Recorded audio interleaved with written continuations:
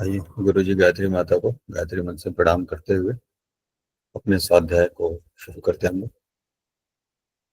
ओम भूर्भुवः स्वः तत्सवितुर्वरेण्यम् भर्गो देवस्य धीमहि धियो यो नः प्रचोदयात्।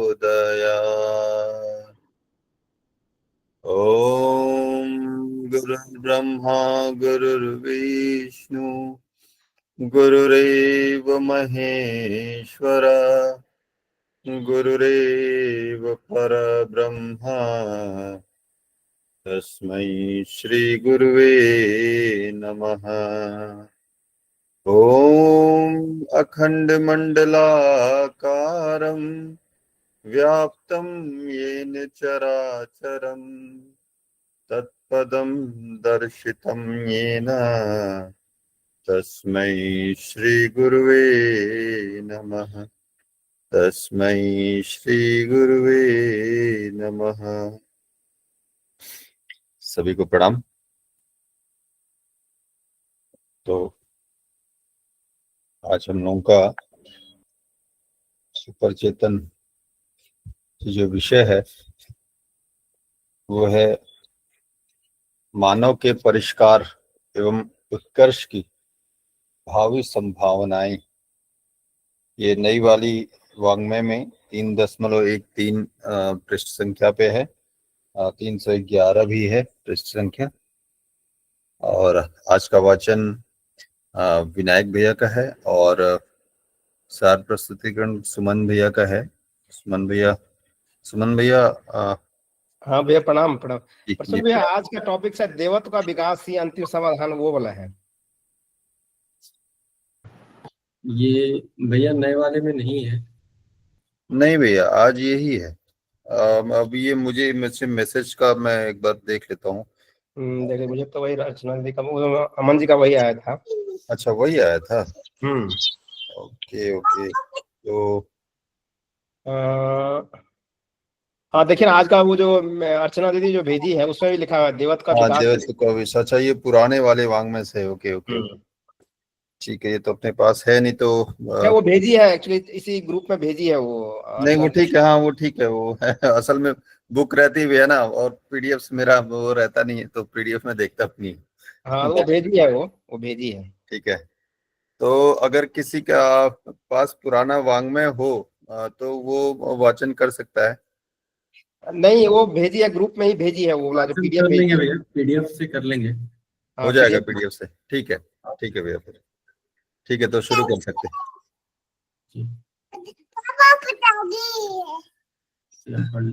अभी तो फिर वो देवत्व का विकास ही अंतिम समाधान। क्रौंच पक्षी को आहत विलाप करते देखकर वाल्मीकि की करुणा जिस क्षण उभरी उसी समय वे आदि कवि के रूप में परिणत हो गए। ऋषियों के अस्थि पंजरों की पर्वतमाला देखकर प्रिया आप लोग में से कोई पढ़ लेंगे तो ठीक रहेगा। मुझे लग रहा है कि अभी संभव नहीं होगा।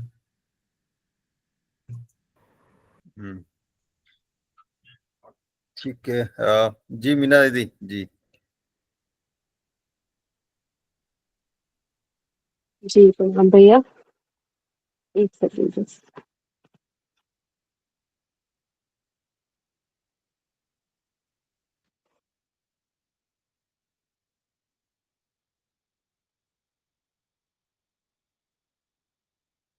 मीना दीदी आपका म्यूट है।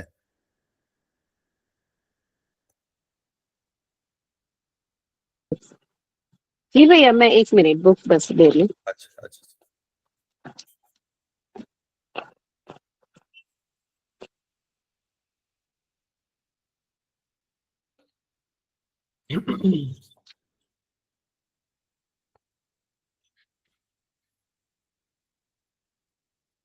अमन भैया वहां गए हुए हैं क्या वो जबाल हिमाचल? नहीं नहीं, अमन में बस पहुंचने वाले, थोड़ा बाहर गए हुए थे, पहुंचने वाले हैं, अच्छा। आप पहुंच जाएंगे। यही है ना भैया, देवत्व का विकास ही अंतिम समाधान। जी जी जी। जी जी। जी भैया, सभी को प्रणाम। प्रणाम दीदी। आज देवत्व का का क्या है विकास ही अंतिम समाधान, आज का विषय है।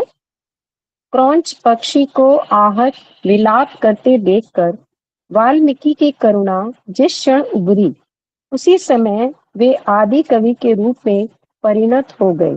ऋषियों के अस्थि पंजरों की पर्वतमाला देखकर राम की करुणा मर्माहत हो गई और उनसे भुजा उठाकर यह प्रण करते ही बन पड़ा कि निशिचरहीन करौ मही। बाढ़, भूकंप, दुर्भिक्ष, महामारी जैसे आपत्ति काल में जब असंख्यों को देखा जाता है, तो निष्ठुर भले ही मूक दर्शक बने रहे, सहृदयों को तो अपनी सामर्थ्य पर भर सहायता के लिए दौड़ना ही पड़ता है। इसके बिना उनकी अंतरात्मा आत्म प्रताड़ना से व्याकुल हो उठती है। दुर्घटनाग्रस्तों को चीखते चिल्लाते देखकर भावनाशीलों को तो अपना काम हर्ज करके भी सहायता के लिए दौड़ना पड़ता है। यहाँ उन निश्चरों की चर्चा नहीं हो रही है जो कुत्तों, कौओं और श्रृंगालों की तरह अर्धमृतकों का मांस स्वाद पूर्वक चखते और मोद मनाते हैं।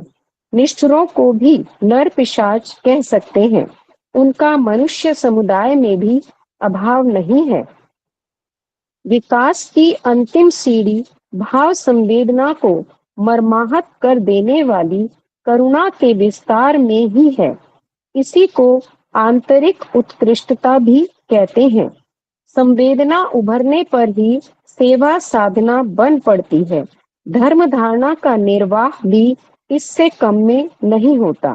तपश्चर्या और योग साधना का लक्ष्य भी यही है कि किसी प्रकार संवेदना शून्य निष्ठुरता के महादैत्य से बच निकलना संभव हो सके और उस देवत्व का साक्षात्कार जरूरतमंदों को दिए बिना रह ही नहीं सकता।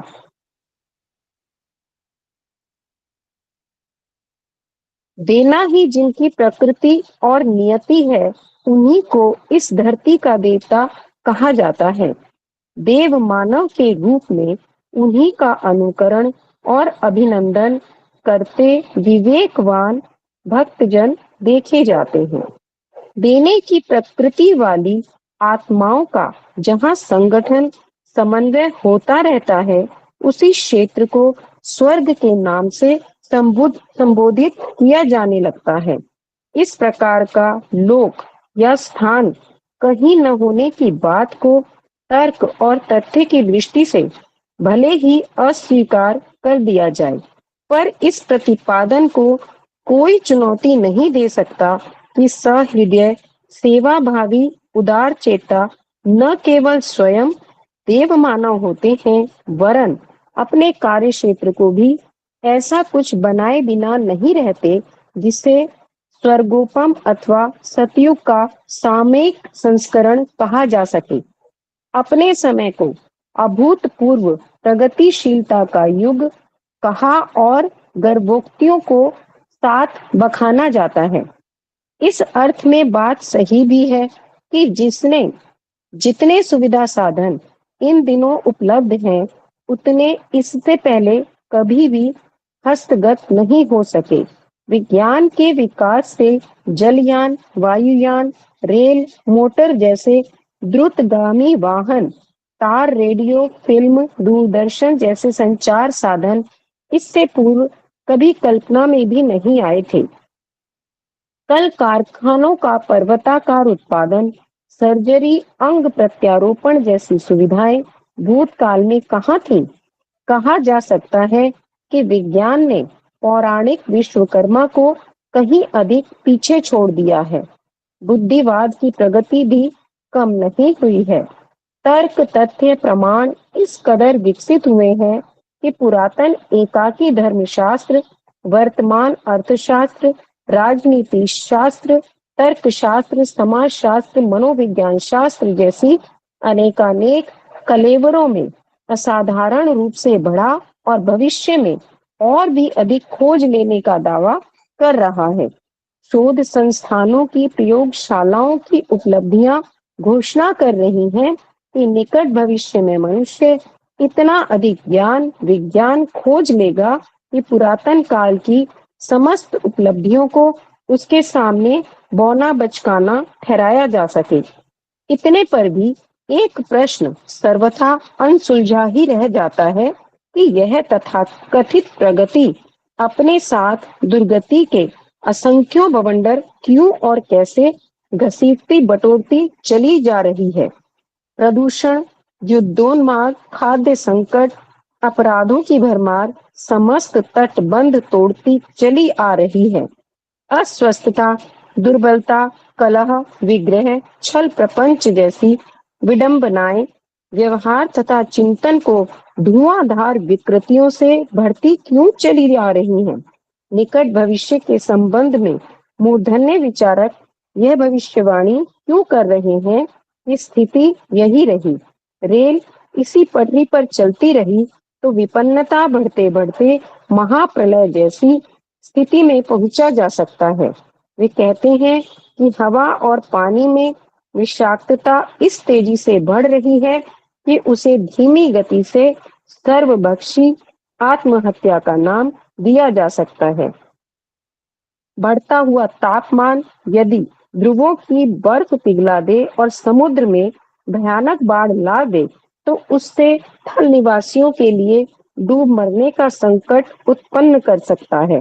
वनों का कटान, रेगिस्तान का द्रुतगामी विस्तार, भूमि की उर्वरता का ह्रास, खनिजों के बेतरह दोहन से उत्पन्न हुआ धरित्री असंतुलन, मौसमों में आश्चर्यजनक परिवर्तन, तेजाबी मेघ वर्षण, अणु विकिरण, बढ़ती हुई जनसंख्या के अनुरूप जीवन साधन न बढ़ पाने का संकट जैसे अनेकानेक प्रश्न ऐसे हैं जिनसे किसी पर भी विचार किया जाए तो प्रतीत होता है कि तथाकथित प्रगति ही उन समस्त विग्रहों के लिए पूरी तरह उत्तरदायी है। वह प्रगति किस काम की जिसमें 1 रुपया कमाने के बदले 100 का घाटा उठाना पड़े। उन बढ़े हुए सुविधा साधनों का आखिर होगा क्या जो मनुष्य को प्रसन्नता प्रदान करने के स्थान पर उसके अस्तित्व को ही मिटा डालने के लिए नंगी तलवार तानकर सामने खड़े हों। आश्चर्य इस बात का है कि आखिर यह सब हो क्यों एवं कैसे रहा है, इसे कौन करा रहा है। आखिर वह चौकड़ी कैसे चूक गई थी जो बहुत कुछ पाने का सरंजाम जुटाकर अलादीन का नया चिराग जलाने चली थी और कुछ ही दूर चलकर पैर पसार गई। पहुंचना तो उसे प्रकृति विजय के लक्ष्य तक था, पर यह क्या हुआ कि तीनों लोग 3 डगों में माप लेने की दावेदारी करारी मोच लगने पर सिहरकर बीच रास्ते में ही पसर गई। उसे इस असमंजस की स्थिति में रहना पड़ रहा है कि आगे कुआं पीछे खाई की स्थिति आ खड़ी होने पर आखिर चला किस तरह जाए। सांप छछूंदर की इस स्थिति से कैसे उबरा जाए जिसमें न निगलते बन पड़ रहा है और न उगलते। असमंजस की स्थिति लंबे समय तक टिकती नहीं है। मनुष्य की बुद्धि इतनी कमजोर नहीं है कि वह उत्पन्न संकटों का कारण न ढूंढ सके और शांत चित्त होने पर उनके समाधान न ढूंढ सके। फूटे घड़े में पानी भरने पर वह देर तक ठहरता नहीं है। चलनी में दूध दुहने पर दुधारू गाय पालने वाला भी खिन्न विपन्न रहता है। ऐसी ही कुछ भूल मनुष्य से भी बन पड़ी है, जिसके कारण अत्यंत परिश्रम पूर्वक जुटाई गई उपलब्धियों को हस्तगत करने पर भी लेने के देने पड़ रहे हैं। इसी को कहते हैं सिर मुड़ाते ही ओले पड़ना। अभी तक की उपलब्धि पर संतोष व्यक्त करते हुए मनीषी चिंतन दिव्य दृष्टा कहते हैं कि अगले दिनों मनुष्य की समझदारी, सतर्कता और सूझबूझ जागेगी। भाव संवेदनाओं से भरे पूरे व्यक्ति आने वाली सदी में उस रीति नीति पर चलेंगे जिनके आधार पर संपदाओं का सदुपयोग सुनियोजन करते बन पड़ेगा। तब आसन्न विभीषिकाओं, विपन्नताओं और विडंबनाओं पर क्षुब्ध न होना पड़ेगा। वह समय शीघ्र ही आ रहा है। जी भैया, सभी को प्रणाम, धन्यवाद। जी दीदी, धन्यवाद दीदी। बहुत बहुत धन्यवाद। सुमन भैया जी। जी भैया, आवाज ठीक है? आवाज ठीक आ रही है? हाँ, एकदम अच्छे से भैया। ठीक है।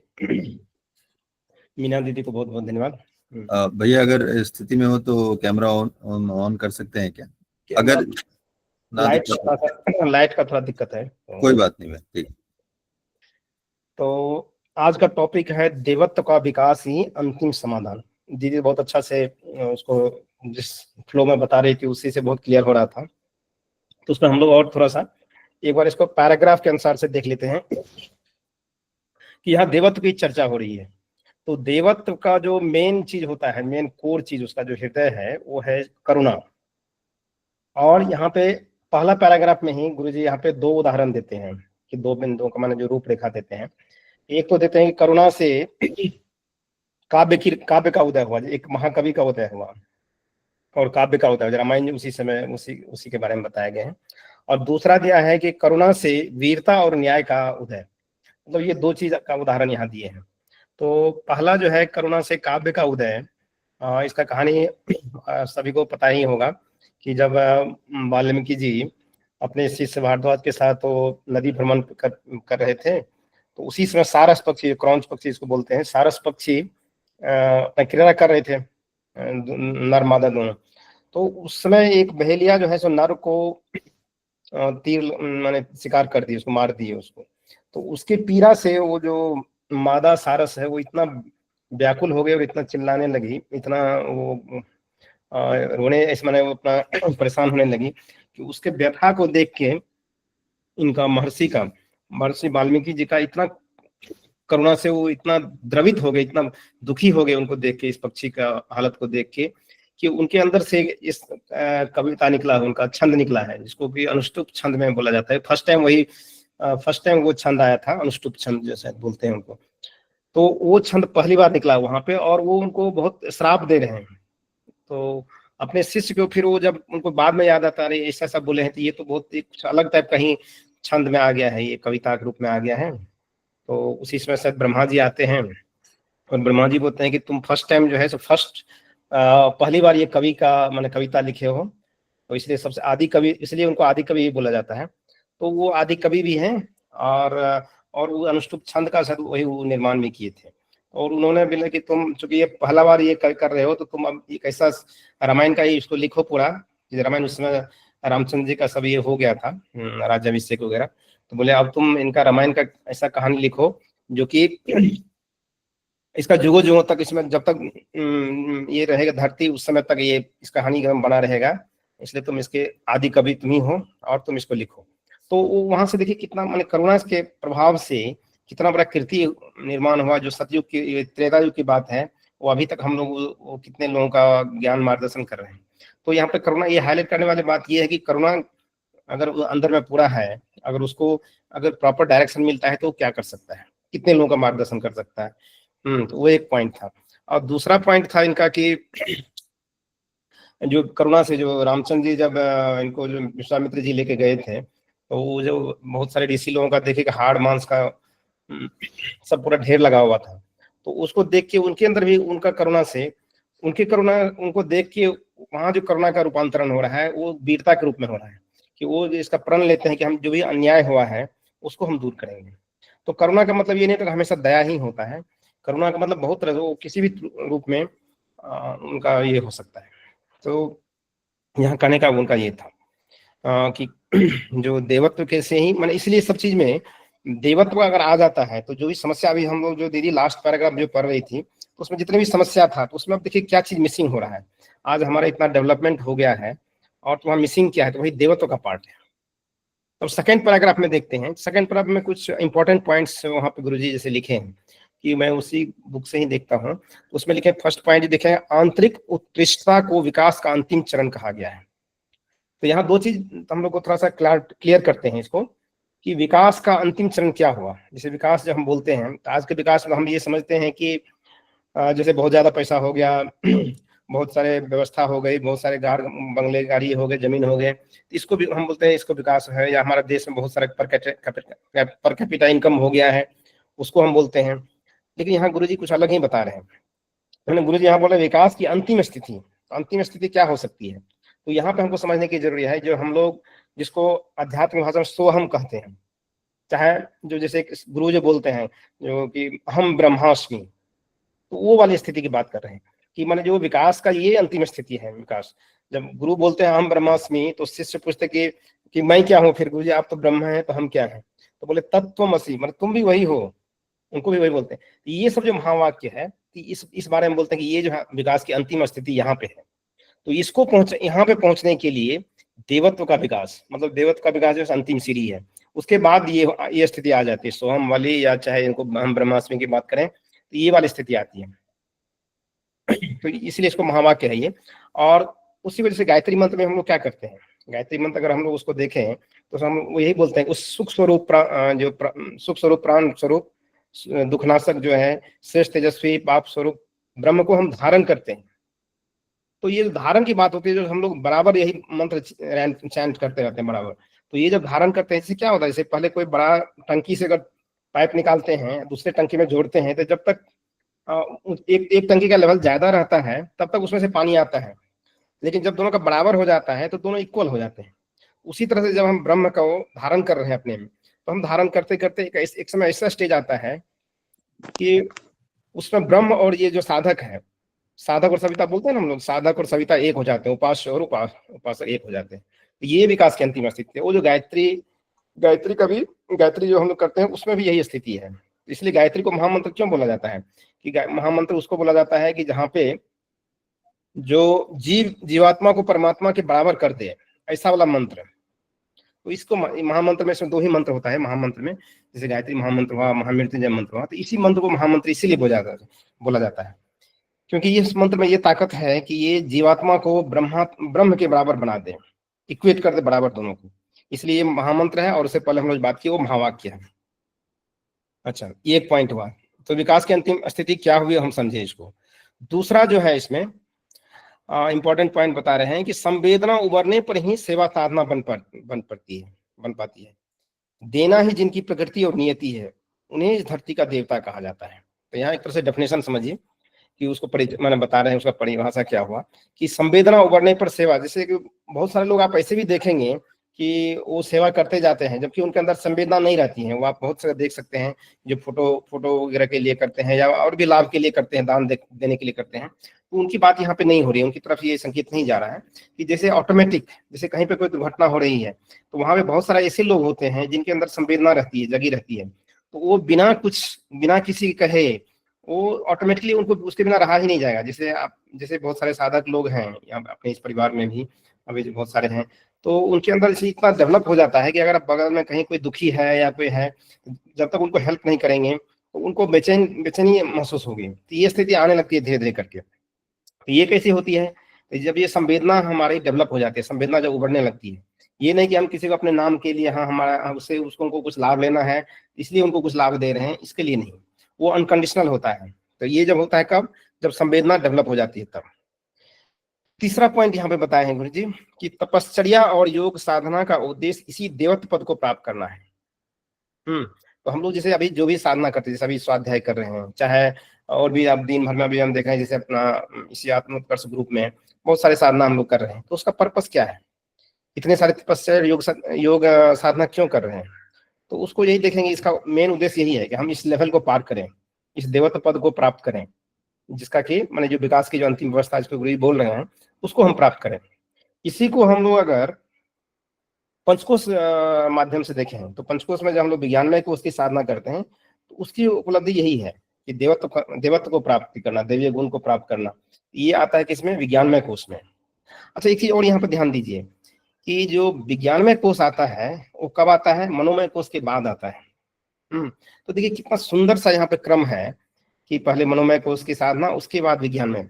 इसका फर्क क्या पड़ता है, देखिए विज्ञान में कोश में क्या हुआ, जैसे हम लोग बात कर रहे हैं देवत्व का, देवत्व मतलब क्या है कि वो करुणा से भरा हुआ है, लेकिन कब, उनको करुणा से भरा हुआ है लेकिन उसको कोई ठगे नहीं, उनको कोई बरगला नहीं दे, ऐसे झूठे मूठे उनको ठग न ले। इसके लिए फिर उसको, उससे पहले क्या होना चाहिए, उसको मनोमय कोश उसका परिष्कृत होना चाहिए, नहीं तो क्या होगा, सब उनको पूरा ठगने का भी बहुत सारे लोग ऐसे ही हैं। माने ये सिर्फ भौतिक दुनिया में नहीं, आध्यात्मिक दुनिया में भी ऐसे ऐसे हैं लोग हैं, चाहे वैसे गुरु भी हैं, वैसे चेले भी हैं, जो कि पूरा वो मुड़ने के लिए तैयार, सर मुड़ने के लिए तैयार रहते हैं। तो इसलिए इसमें अपना जो साधना का देखेंगे, पंचकोश साधना का इतना सुंदर व्यवस्थित क्रम है, उसको जब देखते हैं तो बहुत अच्छा लगता है कि भाई मैंने एकदम बहुत ही व्यवस्थित क्रम है, कि मतलब कि आप इसके आधार पर आगे बढ़ते जाएं तो कहीं से भी आपको ठोकर खाने या कहीं पे भी आप मिसगाइड होने का कोई चांस नहीं बनता है। इसलिए ऐसा क्रम बनाया गया है कि मनोमय कोश आपका परिष्कृत हो जाए, तो आपको कौन ठगेगा, मतलब आपको आपके अंदर बुद्धि और विवेक डेवलप हो गया है, तो फिर आपके आगे का कोई डिस्टर्बेंस नहीं होगा, मतलब आपको कोई ठगने का या और मिसगाइड करने का या उससे आप गलत फायदा उठाने का उसके पास ये विकल्प नहीं रहेगा। तो इसलिए सबसे पहले माइंड डेवलप करना है, उसके बाद हृदय डेवलप करना है, ऐसा सीक्वेंस बना हुआ है।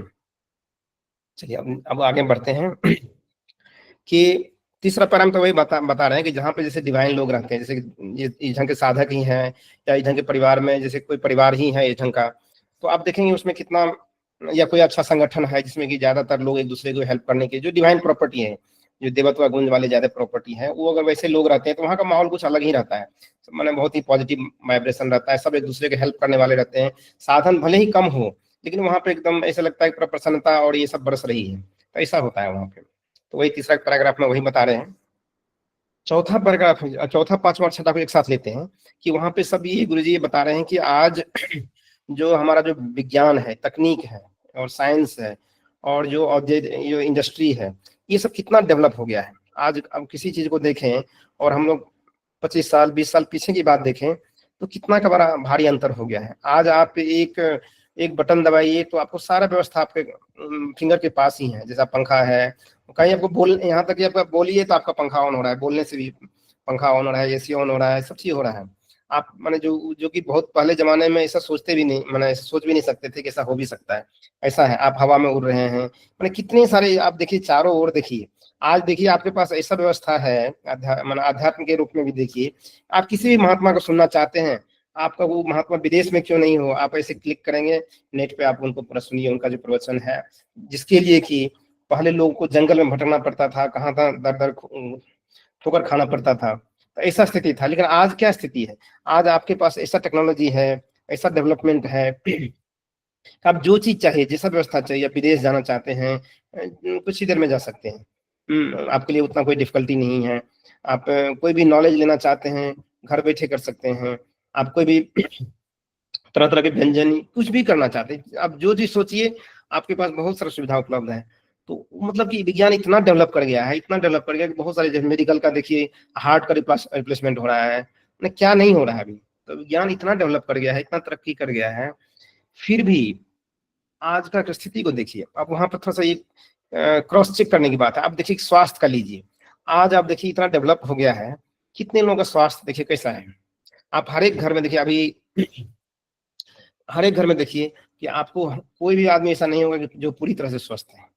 उसको या तो डायबिटीज है, या तो हार्ट का प्रॉब्लम है, या नहीं तो कुछ हेडेक है, या कुछ भी साइनस है, ये है वो है, मैंने डायबिटीज, कैंसर है, कुछ ना कुछ तो रहता ही है। मैंने ऐसा हम तो देखते बहुत मुश्किल से कोई एक आदमी ऐसा मिलेगा जो कि 100% ऐसे मैंने पूरी तरह से स्वस्थ है। मतलब जिनको स्वस्थ का मतलब जो आयुर्वेद के अनुसार से डेफिनेशन देखिए तो कितने लोग ऐसे आपको मिलेंगे। जबकि इतना टेक्नोलॉजी डेवलप है तो हमको तो और ज्यादा पहले से उन्नत होना चाहिए, सब चीज अच्छा होना चाहिए।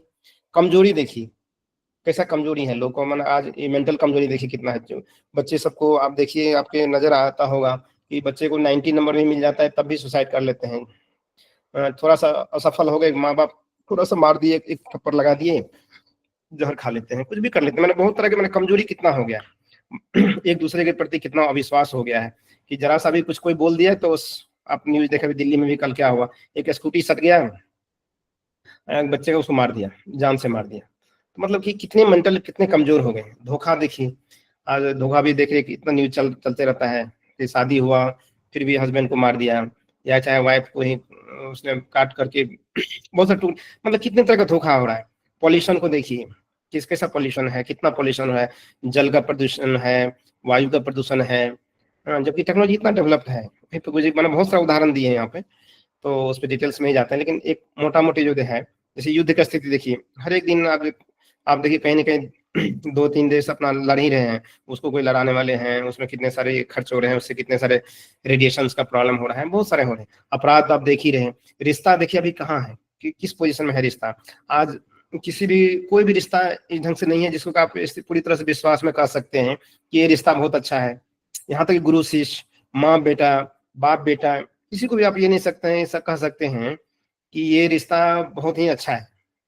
ऐसा सिचुएशन में आ गए हम लोग। तो क्यों ऐसा हो गया है? जब साइंस इतना डेवलप हो गया है, टेक्नोलॉजी इतना डेवलप हो गया है, हमारा विकास इतना हाई लेवल पर चला गया है, हम चांद पे पहुंच गए हैं और भी आगे जा रहे हैं, तो फिर हमारी ये स्थिति क्यों हो गई है? कहाँ पे हमारा मिसिंग है? तो ये सब बात, बहुत सारे बात यहाँ पे गुरुजी बहुत अच्छा से हाईलाइट करते हैं कि हमको ये यहाँ पे थिंक करने की बात है, यहाँ पे सोचने की बात है। वहाँ पे यही आईना वो दिखा रहे हैं कि इतने सारे चीज होने के बाद भी ऐसा स्थिति क्यों आ गया है। इस लाख लाख टॉपिक की क्वेश्चन का मतलब यही क्वेश्चन यही है कि ऐसा क्यों हो रहा है, कहाँ कमी रह गई। और अंतिम 2 पैराग्राफ में फिर यहाँ पे गुरुजी यही व्यक्त कर रहे हैं, आशा व्यक्त कर रहे हैं कि शीघ्र ही वो समय आ रहा है कि लोगों की बुद्धि, जो लोग, क्योंकि ये जो ह्यूमन है, मतलब कि आदमी है, इनका ब्रेन ऐसे नहीं है, वो पूरा इसको एनालाइज जरूर करेंगे कि इसमें क्या प्रॉब्लम हो रहा है, और उसके लिए फिर सॉल्यूशन निकालेंगे। जैसे अभी बहुत सारे लोग अभी देख रहे हैं कि बहुत सारे लोग अध्यात्म की तरफ जा रहे हैं, तो ऐसे ही नहीं जा रहे हैं, वो बहुत सारे ठोकर खाए हैं, बहुत सारी चीज देखे हैं, और अब उनका माइंड थोड़ा सा हो रहा है कि नहीं, एक्चुअल सुख जो है सो इसमें है। आप क्यों आज इतने देर तक बैठे रहते हैं जप में कोई, या साधना में, या ऐसे? क्योंकि उनको बहुत जगह से ठोकर लगा है, या बहुत जगह से उनको ये नॉलेज समझ में आ गई है कि नहीं, असल सुख जो है, एक्चुअल सुख है इसमें है, यहाँ पे है। तो इसी करके लोगों को में विवेक जागृत होने लगेगी धीरे धीरे करके, और वो एक समय आएगा जब इसका समस्या का समाधान होगा और लोग आगे बढ़ेंगे। तो ये जो है ये मोटा मोटी इसका हम समरी यही बोल रहे हैं। और आगे की बात जो है, जैसे देखिए इसमें क्या है कि हम लोग को, ये तो इसका माना, ये जो आज का टॉपिक है इसके बारे में ये हुआ। अब लेकिन एक बात मैं थोड़ा सा ये बोलना चाह रहा था कि जैसे कि हम लोग जो भी पढ़ते हैं, चाहे जो भी स्वाध्याय करते हैं, इसको हम लोग को ये भी ध्यान रखना है कि जैसे कि इसका लिंक कहाँ से है, जैसे हम पहले क्या पढ़े हैं उससे कैसे लिंक है, और इसमें आज जो हम पढ़े हैं, जैसे आज जो हम स्वाध्याय किए हैं, इसको हम कैसे उपयोग में लाए, हमको इसको कैसे, नहीं तो फिर क्या होता है गुरुजी, आप इससे पहले वाला चैप्टर में देखिए, इससे पहले जो चैप्टर था उसमें कुछ था इसका, व्यक्ति में महानता का अवतरण ऐसे होगा, उसमें बहुत अच्छा से गुरुजी लिखे हैं, और इससे जस्ट पहले वाला जो प्रीवियस चैप्टर है कि व्यक्ति में महानता का अवतरण ऐसे होगा, कैसे होगा उसका, तो उसमें बहुत सारी चीज बताया कि कैसे, जो चीज अब हम सुने हैं, जैसे आज जो डिस्कशन हुआ, इसको हम कैसे अपने ऊपर कैसे लागू करें। ये जब तक नहीं होगा, जब तक हम उसको प्रैक्टिकल में उतारेंगे नहीं, तब तक ये जो है बुद्धि विलास का ही खाली काम हो जाएगा। हम ऐसे बोले, हम अच्छा बोले, नहीं बोले, खराब बोले, या कुछ अपना कुछ ऐसे ही लगा दिए, लेकिन वो ऐसे ही करके खत्म हो जाएगा, इसका कोई विशेष पर्पस सॉल्व नहीं होगा। तो हम लोग को आज ये देखना है कि जो टॉपिक का जो मेन और एम था, तो वो ये समझाना था कि देवत्व प्राप्ति ही हमारा अंतिम लक्ष्य है, मतलब वो हमारा मेन गोल है। तो इसके लिए हमको 2 चीज जानना पड़ेगा। एक तो क्या है कि देवत्व को हमको जो प्राप्त करना है, तो उसका मेन क्या है, मतलब कि जब हम देवत्व की बात कर रहे हैं, क्या करुणा ही मात्र है या कि और कुछ है, क्या है इसमें? तो देवत्व का मुख्य गुण क्या है, इसको हम समझते हैं।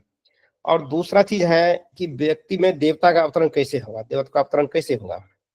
तो इसके लिए जो पिछला टॉपिक बोले थे, उसको जैसे कल ही शायद कोई भाई लिए थे, तो उसमें उनको अच्छा सा फिर से एक बार देख सकते हैं कि उसमें बहुत सारी चीज बताए हैं कि गुरु जी की स्वाध्याय किए हैं, तो उसको हम अपने अंतर में उतारेंगे कि नहीं उतारेंगे, उतारे हैं कि नहीं उतारे हैं। अगर नहीं उतारे हैं तो फिर उसका वो ज्यादा कुछ असर नहीं पड़ेगा उसका।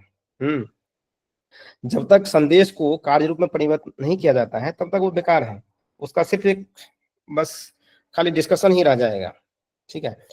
और दूसरा जो हम लोग बात कर रहे थे कि देवत्व का मुख्य गुण क्या है, तो देवत्व की मुख्य गुण जो है उसको अगर देखेंगे तो देवता का जो भी स्वभाव होता है, जैसे हम लोग जो भी देवता देखते हैं, तो उनको देखें, एक तो उनका पूरा बहुत ही पीसफुल माइंड रहता है उनका, बहुत प्रसन्न मुद्रा में, आनंद पूर्वक मुद्रा में रहते हैं। और उनका बहुत ही प्रेम पूर्वक विचार होता है, जो भी बात होते हैं, बहुत कितना भी कठिन सिचुएशन हो उसमें बहुत प्रेम पूर्वक ज्ञान के भंडार होते हैं और पवित्र होते हैं, और उनके पास बहुत शक्ति रहता है, और हमेशा उस सत्य का साथ देते हैं। इतना सारा क्वालिटी है ये किसका, देवता का। और देखिए, और उससे कैसे, और दूसरा चीज से ये भी देख सकते हैं कि कैसे समाधान हो जाएगा उसका सारी समस्या। तो आज देखिए सारी समस्या का जड़ देखेंगे तो क्या है, महाविज्ञान के अनुसार से उसका 3 ही है, अज्ञान, अभाव और असक्ता। तो तीनों चीज को यहाँ पे देवत्व में क्या है कि ज्ञान भी है उनके पास और पूरा शक्ति भी है, तो सब चीज उसके पास है। तो मतलब इसीलिए उसका भी ऐसे भी सॉल्व होता है। तो हम कैसे ये गुण प्राप्त करें, ये जो देवत्व का गुण है, तो कैसे प्राप्त करें इसको। तो इसके लिए गायत्री स्मृति में भी दिया हुआ है कि कैसे करें, और गायत्री गीता में भी दिया हुआ है। तो गायत्री गीता का 9th श्लोक अगर पढ़ेंगे, देवेस्येति तु व्याकृत मर्ताम मर्त्योपि संप्राप्ते देवानाम इव सुदृष्टि करणात् सेवोपचारात् भुवि निस्वार्थ परमार्थ कर्म करणात् दीनाय दाना तथा बाह्याभ्यंतर से देवभुवनम संसृजते चैवहि। मतलब क्या बताता है ये श्लोक कि मनुष्य भी देवत्व को प्राप्त कर सकता है। कैसे? देवताओं, देखिए उसमें 4 पॉइंट दिए हैं। देवताओं के समान शुद्ध दृष्टि रखने से, पहला पॉइंट। प्राणियों की सेवा करने से, दूसरा पॉइंट। परमार्थ कर्म करने से, तीसरा पॉइंट। निर्बलों की सहायता करने से, ये चौथा पॉइंट। और ये 4 करने से बता रहे हैं कि उनके अंदर जो है मनुष्य के भीतर और बाहर देवलोक की सृष्टि होने लगती है, और इसी से वो देवत्व को प्राप्त करते हैं। ठीक है, तो ये बहुत क्लियर है। तो हम लोग जो भी जैसे जो भी श्लोक है उसको थोड़ा सा यही डीप में अगर हम उसको रिलेट करें तो हमको बहुत सारा चीज उसमें से अपने आप उसमें से हमको फॉर्मूला मिलने लगेगा इसमें। कि जो क्वेश्चन हुआ, जैसे हमको आज का टॉपिक का ये बता रहा है कि हमको देवत्व प्राप्त करना है, क्योंकि वो हमारा डेवलपमेंट के लिए, विकास के लिए अंतिम अवस्था है, तो हम क्यों नहीं उसको प्राप्त करें। तो कैसे प्राप्त करें, तो यहाँ पे श्लोक में दिया हुआ है। और डिटेल में देखना है तो स्मृति में देखिए, गायत्री स्मृति में वहां भी दिया हुआ है। तो एक चीज यहाँ पे और भी इम्पोर्टेंट बात है कि इस यहाँ पे देखिए कि हर चीज, इस चारों पॉइंट जो बताए हैं ये कब उपलब्ध हो सकता है, चारों पॉइंट। हाँ, कोई बोल रहे हैं क्या कुछ? हाँ, भुवनेश्वर जी। हाँ हाँ, तो चारों पॉइंट में अगर कुछ नहीं बोल रहे तो म्यूट कर लीजिए। चारों पॉइंट में अगर देखें इसका कोर क्या है कि जैसे कि पवित्र दृष्टि रखना है, जीवों को सेवा करने के लिए, ये सब कैसे प्राप्त होता है। इसके लिए आपको शुद्ध मन होना चाहिए, और शुद्ध मन तभी कब हो सकता है, जितने भी हम लोग तपस्या कर रहे हैं, जितने भी हम लोग योग साधना कर रहे हैं, स्वाध्याय कर रहे हैं, इस सब से हमको माइंड प्योरीफाई होगा। और प्योरीफाई माइंड जो है, शुद्ध मन जो है, हर क्षेत्र में जरूरी है, हर क्षेत्र में जरूरी है। खास करके आध्यात्मिक क्षेत्र में इसका बहुत ही जरूरी है, क्योंकि अध्यात्म क्षेत्र में देखेंगे कि हमको उल्टा चलना पड़ता है। सब हम लोग देखते हैं कि सुख बाहर मिलता है, लेकिन अध्यात्म में क्या बोलते हैं कि सुख हमारे अंदर है। तो इसमें जब तक हमको शास्त्र पर विश्वास नहीं होगा, शास्त्र पर विश्वास नहीं होगा, गुरु पर विश्वास नहीं होगा, अपने गुरुजनों के पर विश्वास नहीं होगा, तो हमको इस मार्ग पर चलना बहुत ही मुश्किल है। इसलिए प्योरीफाइड माइंड बहुत जरूरी है यहाँ पे। और अध्यात्म को छोड़ भी दीजिए, अगर भौतिक क्षेत्र में भी अगर देखें तो भौतिक क्षेत्र में भी बिना शुद्ध मन का, जैसे कि प्योर विजन नहीं है, अगर दृष्टिकोण सही नहीं है, दृष्टिकोण पवित्र नहीं है, तो जो उस उद्देश्य से काम किया गया है वो प्राप्त नहीं होगा। करने के लिए कुछ चले थे, हो जाएगा कुछ। एक छोटा सा एग्जाम्पल बताता हूँ कि एक बार क्या हुआ कि एक प्रोफेसर, जनरली वो प्रयास कर रहे थे कि बच्चे को कुछ सिखाएं, प्रैक्टिकल एग्जाम्पल देखें। तो वो क्या किए, एक बार एक ग्लास में आधा ग्लास जो शराब होता है ना, शराब लेके आए गरम, और उसमें वो क्या किए, सबको बोले बच्चे देखो ये क्या है, तो सब जानते थे, तो बोले कि शराब है सर। तो बोले ठीक है। तो उसमें क्या किए, वो एक वर्म होता है, वर्मी कृमि, तो वो कृमि उसमें डाल दिया ना। तो थोड़ा देर में क्या हुआ, वो शराब का जो इतना अल्कोहल जो था उसके अंदर में ये घुल के वो कीड़ा जो था मर गया। तो प्रोफेसर सोचे कि तो इसमें क्या हुआ, देखो जब शराब में हम कीड़ा डालते हैं तो क्या होता है कि ये मर जाता है। तो इससे तुम लोग क्या समझ रहे हो, क्या सीखे हो इससे, मतलब कि एक्चुअली प्रोफेसर क्या सोच रहे थे कि हम इसको समझाना चाहते हैं कि ये इतना डेंजरस है कि इसमें कोई भी चीज डालो तो मर जाता है, कीड़ा मर जाता है। जैसे देखो तो तुम अगर पेट में डालोगे तो मर जाए, माना हानि करेगा बहुत सारा। वो प्रोफेसर ये समझाना चाह रहे थे, लेकिन एक स्टूडेंट उठा और बोले कि सर ये तो बहुत अच्छा एग्जाम्पल आप दिए हैं कि आप, इसका मतलब होगा अगर हम ये शराब को अगर हम पियेंगे तो हमारे अंदर पेट के अंदर जितना कीड़ा होगा वो मर जाएगा सर। तो मतलब वो कहना कुछ और चाह रहे थे, लेकिन दृष्टिकोण तो उनका अलग था। उनका दृष्टिकोण था कैसे हम शराब को लें, तो वो जो प्योर दृष्टिकोण नहीं था। तो जो टीचर कुछ बताना चाह रहे थे, लेकिन वो समझने उसको कैसे समझ रहे हैं वो। तो इसलिए इसको हर एक क्षेत्र में देखते, इसलिए देखिए अब क्या हो रहा है कि अब कहीं भी कुछ समझाएंगे लोग उसका उल्टा ही मीनिंग लगाते हैं। क्यों? इसलिए कि उसको पवित्र दृष्टि नहीं है। तो इसलिए पवित्र दृष्टि हर क्षेत्र के लिए जरूरी है, भौतिक हो चाहे आध्यात्मिक हो, तो उस सब के लिए जरूरत है। और इसके लिए जो हम लोग प्रैक्टिस करते हैं, खास करके हम लोग जो रिपीट इसलिए थोड़ा कर रहे हैं कि कोई चीज जो टॉपिक होता है जैसे कि बार बार रिपीट इसलिए भी करना पड़ता है। हम जानते हैं कि सब आप लोग सब इस बारे में सबको पता है, फिर भी एक आप ये बोले कि इसको रिपीट करने का बार बार इसलिए ही मन करता है कि हमारा मन बहुत भुलक्कर होता है। कभी कोई सोचता है अच्छा ये तो हम लोग रेगुलर करते हैं, फिर उसको इग्नोर करने लगते हैं, इसलिए हम थोड़ा सा इसको रिपीट मारते हैं।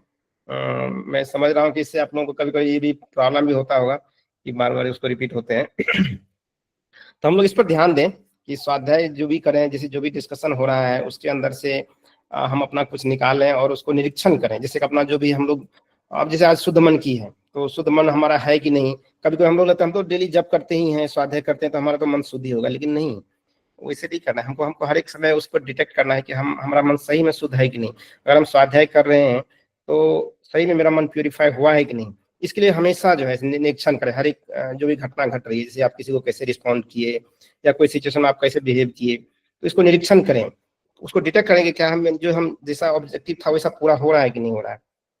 अगर वैसा नहीं हो रहा है तो उसको एलिमिनेट करें, मतलब उसको ठीक करें। और उसके जगह पे कोई अच्छा चीज क्या हो सकता है वो करें, और उस जो भी हमारे अंदर कमी है उसको थोड़ा सा पूर्ण करें। इसके लिए ये हमेशा ये जो माइंड है ना, माइंड को हमको हमेशा अवेयर रूप में रखना पड़ेगा। नहीं तो कभी कभी क्या होता है, बहुत सारे साधक को ऐसे देखेंगे उनको लगेगा नहीं हम तो बहुत सही रास्ते पे जा रहे हैं, लेकिन वो पता ही नहीं है उनको कहाँ से कहाँ चले गए हैं ऑलरेडी। भटक भी जाते हैं बहुत सारे। तो इसलिए हमेशा अपने को मेडिटेशन जब भी करते हैं तो इस सबको हमको ये 5 स्टेप जो है ना इसको हमेशा ध्यान रखना चाहिए, तभी हम लोग देवत्व की प्राप्ति करेंगे। और इसी से हम फिर विकास के अंतिम सोपान तक पहुंचेंगे। और उसके बाद क्या है, उसके बाद अंतिम अवस्था क्या है, परमात्मा तत्व की प्राप्ति है। माना जो अगर हम 5 को उसको पार कर लेते हैं या देवत्व की प्राप्ति कर लेते हैं, तो एक ही चीज है दोनों। तो ये स्थिति आ जाती है कि उसके बाद आप उस स्टेट में रहते हैं कि जो कि सीढ़ी यही है, मतलब ये सीढ़ी है इसलिए अंतिम सीढ़ी है। उसके बाद क्या है, ये उसके बाद हम ब्रह्मास्मि ये वाली स्थिति है, तो परम पद की प्राप्ति है, जिसके बाद हमेशा आप आनंद पीसफुल ये स्थिति में रहेंगे। तो हमको लगता है शायद समय भी हो गया है और इस बात को यहीं पे विराम देना चाहेंगे। आशा करते हैं कि टॉपिक को हम लोग समराइज कर दिए हैं इसको एनालाइज करके। ठीक है भैया, सबको प्रणाम। प्रणाम भैया, बहुत बहुत आभार। और भैया आपका जो विवेचन और हर उसमें अब जो हमें हर बार जो आप कह रहे हैं कि कई बार हम रिपीट करते हैं, वो बहुत जरूरी है भैया रिपीट करना, क्योंकि हम लोग किसी भी चिंतन के लिए इतना अभ्यस्त हो गया है ना। मैं खुद महसूस करता हूँ और चाहता कुछ हूँ, लेकिन आदत ऐसी पड़ी हुई है किसी चिंतन की, किसी भी कार्य को करने की, उसको सोचने की, कि वो उसी ढर्रे पे रहता है। उसको खींच के बड़ा सजग होकर उसको खींच के लाना पड़ता है कि नहीं, हमें हमारी दिशा ये है, इस पे करना है। और उसका कारण भी ये भी है कि आज का वातावरण भी वही है और हम लोगों की शिक्षा दीक्षा भी उसी दिशा में हुई है, तो उसको बार बार हमें रिपीट करना पड़ेगा। तो उसमें आप जरा भी संकोच ना करिए, क्योंकि हम कहाँ कहाँ से कैसे कैसे जो है एक दूसरे को करेंगे, तो बहुत जरूरी है। तो नहीं बहुत भैया, बहुत क्या होता है, मेरा ये थॉट रहता है कि अध्यात्म में ऐसे भी बहुत कम लोग आते हैं। जैसे आप देखेंगे कि इतने सारे लोग हैं उसमें देखिए अध्यात्म में बहुत कम लोग आते हैं। उस इतने कम लोग में भी जैसे कि इस तरह के हायर लेवल साधना में बहुत उसमें और भी कम हो जाते हैं। तो आदमी क्या है कि बहुत कम से कम होते जा रहा है। जैसे जितना भी पंचकोश साधना है चाहे उसमें कम से कम होते जाता है। और जैसे कोई भी जो अपने प्रेमी परिजन होता है, जैसे आप कहीं कोई बाहर जा रहे हैं, जैसे ट्रेन से कोई किसी का मान लीजिए माँ का बच्चा जा रहा है, तो हमेशा उनको रिपीट करते रहता है, अच्छा ये ले लेना, अच्छा टाइम पे खाना खा लेना। भले ही उसको बोल दिया लेकिन कम से कम 4 बार बोलते हैं। तो उसी तरह से ये आत्मीयता के भाव से यही इसका पर्पस था। जी भैया, नहीं वही कह रहा हूँ, वो बहुत जरूरी है। और इससे अपने भी और अपना खुद महसूस होता है भैया। हम लोग जितना भी ये जितना भी हो रहा है ना, जो आपने कहा ना कि ये सारा अध्ययन करने के बाद, स्वाध्याय करने के बाद हम कितना उसको अंगीकार कर ले रहे हैं, वो बहुत जरूरी है। और ये सही बात है, पूरी श्रृंखला जो है विषयों की, वो एक दूसरे से जुड़ी हुई है। अभी पिछले ही कुछ श्रृंखला में ऐसा था, जो उदाहरण था मूर्तियों का, उसमें अलग अलग कैसी चीजें आगे बढ़ रही। तो जी मीना दीदी जी। जी प्रणाम भैया। प्रणाम जी। 3 दिन अवसर मिला जाबल में रहने का अभी, तो ये बहुत आज बढ़िया। के टॉपिक से बहुत ज्यादा कनेक्ट हो रहा है। तो उदाहरण के साथ बताना चाहूंगी जो इसमें गुरुदेव कह रहे हैं। और एक आज जब इसको पढ़ा इस टॉपिक को, तो लगा कि जैसे कई बार होता है ना कि पढ़ते हैं हम, लेकिन मैं प्रत्यक्ष जो देख कर आई हूँ मैं आपको वो बताना चाहती हूँ। इसमें एक गुरुदेव ने लिखा है स्वर्ग का अवतरण या स्वर्ग क्या होता है। तो प्रसून भैया को तो अनुभव है, लेकिन तीसरा वर्ष है ये। और अब जाके जो भैया वहां देखा कि जो बाबूजी हम लोगों को सबसे पहले जो ये क्यों देवत्व का उदय हमारे अंदर नहीं हो पा रहा, इसका एकमात्र कारण क्या है, हमारा अहम भाव। हम कुछ भी करते हैं तो उसको हम ये समझते हैं कि ये मैंने किया या मेरे द्वारा हो रहा है। तो इस वहां जहाँ पे भैया रहते हैं, राणा भैया, और अब इतनी और अधिक व्यवस्था हो चुकी है वहां पे भैया कि एकमात्र उनकी पत्नी है जो सारी व्यवस्था को देखती हैं। और लगभग 35 लोग गए हैं वहां पर, और वो इतनी ऊंचाई पर वो क्षेत्र है कि सामान्य मनुष्य तो वहां पहुंच ही नहीं पाएगा उस सफर को तय करके। लेकिन जो व्यवस्था वहां बनाई हुई और जो वो प्रेम और आत्मीयता की बात हो रही है कि सब लोगों का सहयोग, लेकिन हम लोग गए हैं वो वहां सहयोग क्या करेंगे, सबका एक रूटीन है 9 दिन का पूरा। एक एक जैसे भैया को पता है या हम लोग जानते हैं कि सत्र में जो बाबूजी का टाइम टेबल रहता है, तो सुबह 3 बजे से वहाँ शुरू हो जाता है। तो दीदी अकेले सब मैनेज करती हैं इतने लोगों की भोजन की व्यवस्था, रहन सहन, और जो राणा भैया हैं खान पान सब कुछ। और आपस में जो आत्मीयता संवर्धन होता है, जिस तरह से क्लासेस सब जो पूरी व्यवस्था और वहाँ के लोग। अब जैसे गुरुदेव की व्यवस्था ये कि वहाँ इतने कुछ लोग हैं जो बिना किसी कारण के सब वो सहयोग कर रहे हैं। लेकिन अगर देखा जाए तो सिर्फ राणा भैया और उनकी पत्नी है, और अभी राणा भैया भी नहीं थे जब हम लोग पहुंचे, वो भी बाहर थे। लेकिन इतनी सुंदर व्यवस्था, इसको जो बोलते हैं ना कि जब कोई गुरु कार्य को करता है तो वो व्यवस्था कैसे बनती है। क्योंकि प्रसून भैया और हम लोग साथ साथ गए थे जब पहला सत्र हुआ था, और ये तीसरा वर्ष है। लेकिन ये जो इसमें सारी कह रहे हैं कि जब हमारे अंदर देने की प्रवृत्ति आ जाती है, तो वो दीदी को जब हम देख रहे थे तो सब लोगों का एक ही प्रश्न था कि इतनी सामर्थ्य और इतनी प्राण ऊर्जा आप कहाँ से लेके आ रही है पूरा दिन। और उनका तो एक कंपनी चलती है भैया की जिसमें भैया अपनी दवाइयाँ बनाते हैं, और गव्य कल्प से उनका चल रहा है, और बहुत हायर लेवल का काम चल रहा है उनका। औषधियों का निर्माण भी होता है और उसको, तो कहने का अर्थ ये है जो इसमें गुरुदेव कहना चाह रहे हैं कि उनकी सिर्फ ये भावना कि भाई इतने लोगों को, और उनसे वो कभी कुछ नहीं कहती है, बस हंसकर उन्होंने यही कहा कि आप सब लोग आए और इसी प्रकार आते रहिए। तो उनका जो है कि कहीं उनके चेहरे पे कोई शिकन नहीं दिखाई दे रहा भैया का, ये कि कितनी अच्छी व्यवस्था बनाई जाए। इतनी ऊंचाई पर इतनी व्यवस्था इस समय भैया जहाँ हम गए थे उसमें भैया ने और ऊपर एक और बना दिया है। वहां पे ही उसमें 2 रूम और बना दिए हैं जब बाबूजी उसमें रह रहेंगे, और अब एक और निर्माण कर रहे हैं जिसमें 50 लोगों की व्यवस्था हो सके, उसी में सब रह सके और वहीं चल सके। तो हम इधर वाला जैसा जो तो ये यज्ञ वाला जो था दीदी बन गया है क्या? यज्ञ हम लोग जो गए थे उसमें यज्ञ वाला बना नहीं भैया था। वो तो बन ही गया है, उसमें भी ऊपर भी बना दिया एक ओ अच्छा। रूम। और उसके बाद हाँ, भैया भी तो थे, सुमन भैया। हाँ हम भी पहले उस और फर्स्ट टाइम उसके आप देखे। साथ अब उन्होंने एक इतना बड़ा हॉल का निर्माण उसके पीछे ही कर रहे हैं कि उसमें 50 लोगों की व्यवस्था उनका है, और इसमें वो गुरुकुल चलाने की बात कर रहे हैं। यानी वो अगर कुछ भी जितना भी उनकी इनकम हो रही है उसमें से मेरे ख्याल वो 70% तो अपना इसी में लगा रहे हैं। पर्पस, परमार्थ भावना है उनकी। और सभी लोग जिस तरह से जुटे हुए हैं, तो एक तो होता है कि हम गए कहीं, लेकिन वहाँ जो बिल्कुल स्वर्ग लग रहा था। सब लोग आपस में इतने प्रेम से, और उनका पूरा परिवार भी इस तरह से जुटा हुआ है। गोकुल भैया भी थे, गोकुल भैया भी उस समय जी जी अभी जी। है।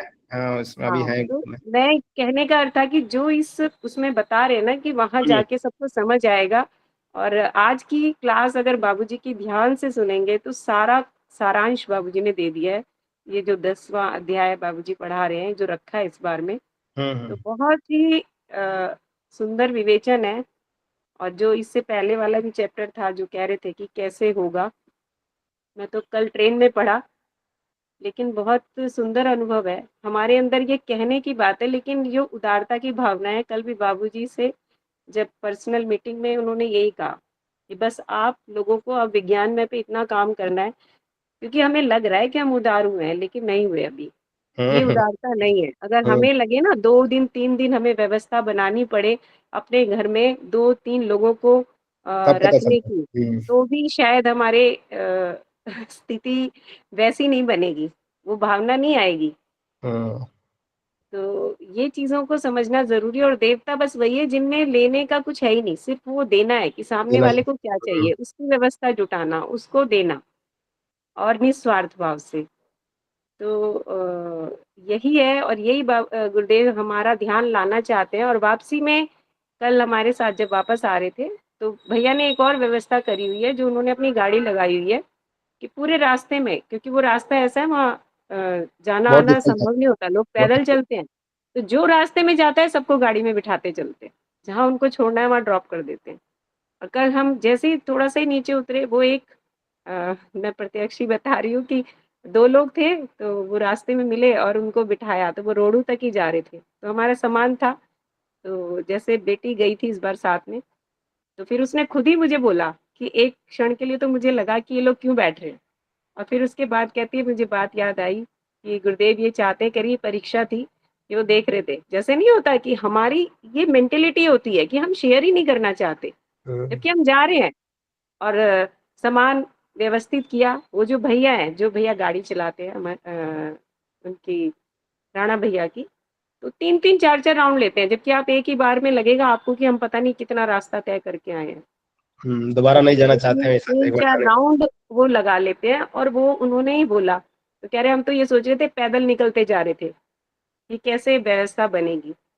तो उनसे भी बात हुई, तो यही सब बात चल रही थी कि भाई क्या विशेषता थी हमारे, ये जो प्रकृति है उसको हमने कैसे विध्वंस कर रहे हैं, इसी पे चर्चा उनके साथ हुई। तो यही कह रहे थे कि हम लोग यहाँ रहते हैं तो कैसे हमें प्रकृति ने वरदान दे रखे हैं कि सेब हमारे लिए वरदान है, सबकी आजीविका का साधन प्रकृति जुटाती है। लेकिन अब हमने बस वो क्षेत्र, मतलब घर से फोन आया कि तुम लोग कहाँ हिमाचल चले गए हो, मतलब पिता मेरे पापा का, और आजकल तो इतनी बाढ़ बारिश ये वो, लेकिन उस क्षेत्र में जैसे कुछ कहते हैं ना अनछुआ है वो, वहाँ केवल ईश्वरीय या ऋषियों की भूमि रही होगी वो। और बाबूजी आज की कक्षा में भी इसका उल्लेख कर रहे थे, वो अनटच्ड है, बिल्कुल नेचुरल एटमॉस्फेयर है वहाँ। बारिश इतनी हुई, इतनी बारिश थी पूरी रात भर, लेकिन सुबह एकदम सविता देवता उदय होते हैं और पता भी नहीं चलता कि क्या रात को इतनी बारिश हुई थी, क्योंकि वो सब मिट्टी ऐसे सोख लेती है और कहीं पानी नहीं आपको दिखाई देगा। और वो पूरा जड़ी बूटियों का क्षेत्र है। लेकिन इतने वहां पर तो यही कहते हैं कि यहाँ घर कैसे बना होगा, और भैया ने इतने साधन जुटा दिए, तो बहुत अच्छी व्यवस्था हो गई है, केवल उनकी भावना पर है ये। तो बहुत ही सुंदर था। तो लेकिन ये मानसिकता हमारी बन नहीं पाती है, कहीं ना कहीं हम सोचते हैं कि ये सब एफर्ट हम लगा रहे हैं, हम व्यवस्था बना रहे हैं, लेकिन वहां जाके अनुभव हुआ कि कैसे ईश्वरीय सहयोग कैसे मिलता है, और देवता कैसे होते हैं, आत्मीयता क्या होती है, स्वर्गीय माहौल क्या होता है। क्योंकि जितने लोग भी गए हैं सब लोगों का भी आपस में। और इस बार एक और चीज है कि नारी शक्ति, बहुत सारी स्त्रियां गई हैं, जेंट्स केवल 6 या 7 लोग हैं भैया। ओहो, प्रणाम सभी को। पटना की पूरी टीम गई हुई है। बढ़िया है। नहीं, एक बार लगता है गोकुल गोकुल जी भाई साहब एक बार फिर से रिपीट मारिए, एक बार फिर से जो जो लोग गए हैं कौन सा रिपीट। जी भैया, अमन सभी भैया को अगर कहना आप है। बात रखना चाहेंगे तो अच्छा रहेगा आज के विषय।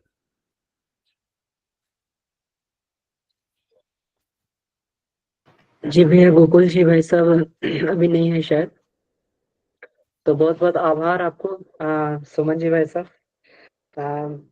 आपने बड़े वैज्ञानिक ढंग से इसका जो ये किया है, और भैया बहुत ही वैज्ञानिक दृष्टिकोण से ही अध्यात्म को समझने समझाने का प्रयास करते हैं।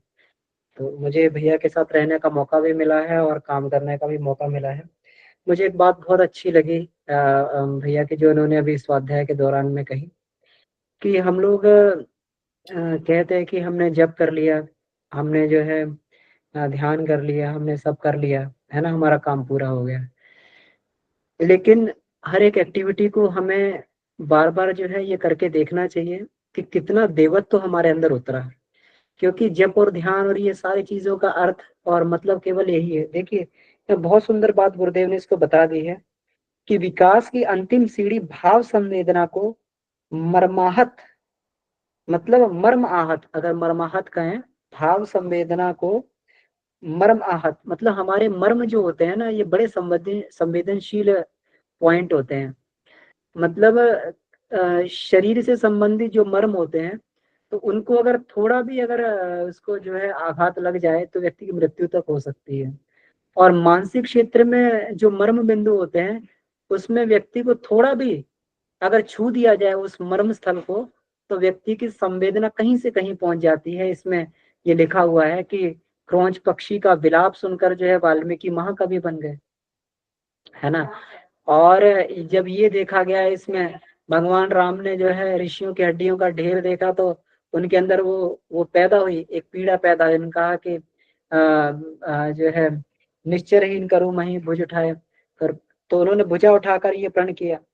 तो ये जो है ये यही है, इसको बोलते हैं मर्मांतक, जो है मर्माहत कर देने वाली करुणा के विस्तार में। तो वो करुणा जो हमारी भाव संवेदना को मर्माहत कर सके, वो करुणा का विस्तार ही करना ही देवत्व की अंतिम सीढ़ी है, मतलब विकास क्रम की अंतिम सीढ़ी है। मतलब ये मान लीजिए कि अगर ये विकसित हो गया, तो फिर लास्ट में आकर फिर जो है हम ये कह सकते हैं कि मनुष्य जीवन का सर्वोच्च उद्देश्य हमने प्राप्त कर लिया। और तपश्चर्या और योग साधना का लक्ष्य भी यही है, तपश्चर्या योग साधना का लक्ष्य भी यही है ना। तो यही बात मैं कहने का प्रयास यही कर रहा था कि अभी सुमन जी भाई साहब जो बात कह रहे थे कि जो है ये होना चाहिए हम लोगों को एक एक एक्टिविटी पर अपना देखना चाहिए कि मेरा भी इसमें चिंतन क्या चल रहा है। किसी दूसरे ने मुझसे ये व्यवहार किया, मेरा उसमें जो है बदले में क्या व्यवहार है। मैं अपने जो है दिन प्रतिदिन में अपने घर वालों के साथ, परिवारजनों के साथ, समाज के साथ में मेरा किस तरीके का व्यवहार है, मेरा किस तरीके का चिंतन चल रहा है, मेरा किस तरीके का चरित्र बन रहा है। एक एक एक्टिविटी को देखना चाहिए। अगर उस एक्टिविटी में जो है, अगर उस एक्टिविटी में कहीं हमें कोई कमी दिखाई दे रही है, उसको अगले दिन फिर रिव्यू करना चाहिए, शाम को रिव्यू करना चाहिए, और अगले दिन फिर भगवान के सामने बैठ के रिव्यू करना चाहिए कि मैंने ये चीज को पकड़ा और ये चीज जो है मुझे परेशान कर रही है, अभी भी नहीं छूट रही। फिर उनसे निवेदन करें, फिर बार बार उनसे कहें, बार बार प्रार्थना करें। प्रार्थना में बहुत शक्ति होती है, उपासना में बहुत शक्ति होती है, भैया भी बता रहे थे, ध्यान में बहुत शक्ति होती है। हम लोग जो है हमारे अंतःकरण के बिल्कुल एकदम अंतिम परत तक जाकर जो है इन बुराइयों पर जो है ये प्रहार करती है, और धीरे धीरे ये बुराइयां समाप्त होती हैं तब जब हमारे अंदर उस स्तर की संवेदना उत्पन्न हो जाए कि हम इसको वास्तव में अपने अपने जो है कमियों को उस स्तर से लड़ना चाहें। छोटी मोटी इच्छा से नहीं बात होगी, जब बात जो तीव्र इच्छा की बनेगी कि नहीं अभी तो समाप्त करना ही है, तब उस तीव्र इच्छा की, जैसे कहते हैं ना, गज ने जब ग्राह ने गज को पकड़ा तो गज ने पुकारा तो भगवान दौड़े चले आए, द्रौपदी ने पुकारा तो भगवान दौड़े चले। उतनी पुकार हमें जो इसको मर्माहत कर देने वाली पुकार हमें ईश्वर के सामने करनी पड़ेगी, उतना ये करना पड़ेगा, तभी जाके वो बात बन पाएगी, तभी देवत्व हमारे अंदर विकसित हो पाएगा।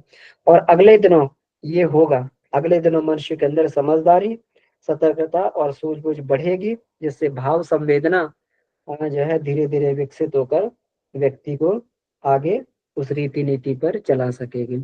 बहुत बहुत आभार भैया, समय भी हो गया है, तो बहुत बहुत आभार सुमन जी भाई साहब का, और मीना दीदी का बहुत बहुत आभार वहाँ का पूरा वर्णन बताने के लिए।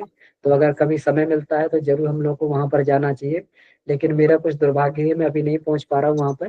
तो कोई बात नहीं, अभी कभी प्रोग्राम बनाएंगे तो पहुंचेंगे। जी जी भैया, तो अब कक्षा को मुझे लगता है समाप्त किया जा सकता है, अगर कोई प्रश्न ना हो तो। जी भैया, समय भी हो गया है, लेकिन अगर गोकुल भैया कुछ आज के विषय पे कुछ बात रखें तो उसके बाद हम लोग समाप्त कर सकते हैं। नहीं भैया, बात हो ही गई है, समय का ध्यान रखना चाहिए अपने को, मेरे ख्याल क्लोज करना चाहिए। ठीक है भैया, ठीक है, ठीक है।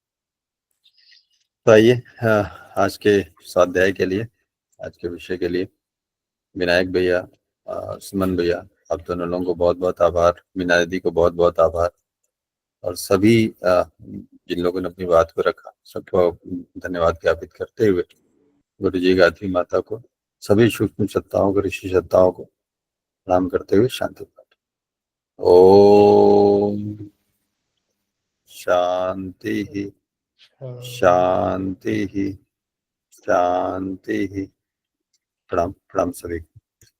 सबको प्रणाम, धन्यवाद। सभी को प्रणाम, बहुत बहुत आभार। सभी को प्रणाम।